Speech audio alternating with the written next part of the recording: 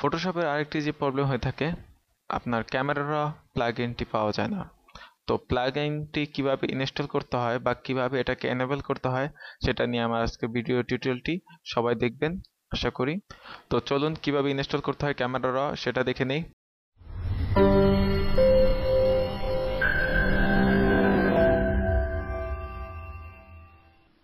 Hello viewers, আমি Hasan Imam from doctor creative.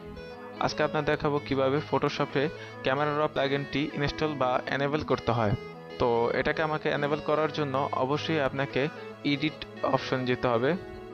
Edit অপশনে যাওয়ার পর পারফরম্যান্সে যাবেন, দেন আপনি এখানে ক্যামেরার যে অপশনটি দেখতে পাচ্ছেন এটাখানে ক্লিক করবেন। ক্লিক করার পর এখানে দেখতে পাচ্ছেন সেভ ইমেজ সেটিং ইন, এখানে এটা যেভাবে আছে এখানে দেখতে পাচ্ছেন সেভ ইমেজ সেটিং ইন। তো এখানে যেটা ছিল সেভাবেই রাখবেন। অ্যাপ্লাই শেপিং টু, এখানে অল ইমেজ করে দেবেন। অল ইমেজ করার পর এখানে জেপিজির জায়গায় অটোমেটিকলি এই যে একবারে নিচে অটোমেটিকলি ওপেন অল সাপোর্টেড জেপিজিস, দেন টিএফটির জায়গাও টিআইএফএফ এর জায়গায় আপনি সেম একই রকম কাজ করবেন, অটোমেটিকলি ওপেন অল সাপোর্টেড টিআইএফএফএস, এটাতে ক্লিক করে দেন ওকে করে দিবেন।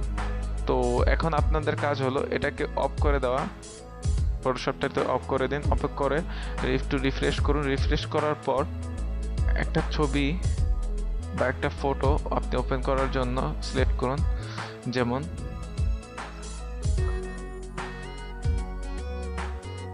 আমি এই বার্ডের ছবিটি সিলেক্ট করেছি, এটা থেকে আমি শর্টকাটে ওপেন করার জন্য ফটোশপে ক্লিক করলাম। লোডিং হচ্ছে, ওকে করে দিন।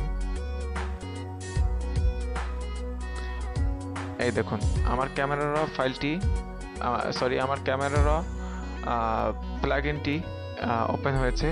এই হলো আমার ক্যামেরাতে কিভাবে কাজ করতে হয় সেটা নিয়ে আমি আরেকটি ভিডিও টিউটোরিয়াল বানাবো, সেটা অবশ্যই আপনারা দেখবেন।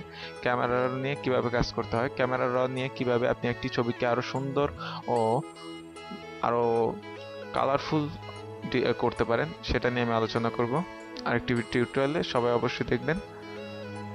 এখন আপনি এখান থেকে ধরুন আমি এটাকে একটু ব্রাইটনেস বাড়ালাম, একটু কালারটা বাড়ালাম, কালারটা বাড়ানোর জন্য ভিভারেন্সে ক্লিক করলাম, ক্লিক করে একটু বাড়িয়ে দিলাম, কালারটা বাড়লো।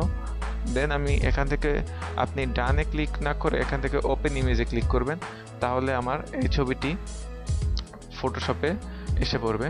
দেন আপনি ফটোশপে এডিট অনুযায়ী আপনি ফটোশপে অ্যাডজাস্টমেন্ট অনুযায়ী আপনি এডিট করবেন, সুন্দর মতো এডিট করবেন। আর এডিট করার পর আপনি এটাকে ছবিটিকে জেপিজি, পিএনজি আর পিএসডি যে কোনো ফাইলে আপনি সেভ করতে পারবেন।